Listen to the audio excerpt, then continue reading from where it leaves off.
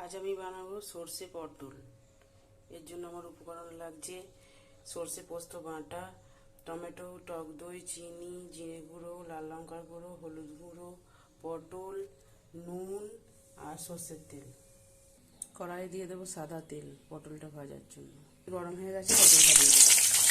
পটল ভাজা হচ্ছে, অল্প একটু হলুদ দেবো। পটলটাকে ভালো করে লাল লাল করে ভেজে নেব। পটলটা ভাজা হয়ে গেছে, এবার তুলে নেব। পটল ভাজা হয়ে গেছে, তুলে নিয়েছি। ওই তেলের মধ্যে আমি অল্প একটু সর্ষের তেল দিয়ে দেবো, কিছু টমেটো দিয়ে দেবো, অল্প একটু নুন দিয়ে ভালো করে মিলিয়ে নেব। বেটে রাখা সর্ষে, পোস্ত, কাঁচা লঙ্কা, আদা দিয়ে দেবো। মশলাটা ভালো করে কষিয়ে নেব। অল্প একটু জল দিয়ে দেবো, একটু হলুদ গুঁড়ো দেবো, 1 চামচ কাশ্মীরি লাল লঙ্কা, 1 চামচ জিরে গুঁড়ো, পরিমাণ মতো চিনি দেবো, অল্প একটু টক দই দেবো। মশলাটা ভালো করে কষিয়ে নেব। মশলা কষানো হয়ে গেছে, এবার ভেজে রাখা পটলগুলো দিয়ে দেবো। ঢাকা দিয়ে কিছুক্ষণ ফুটতে দেবো।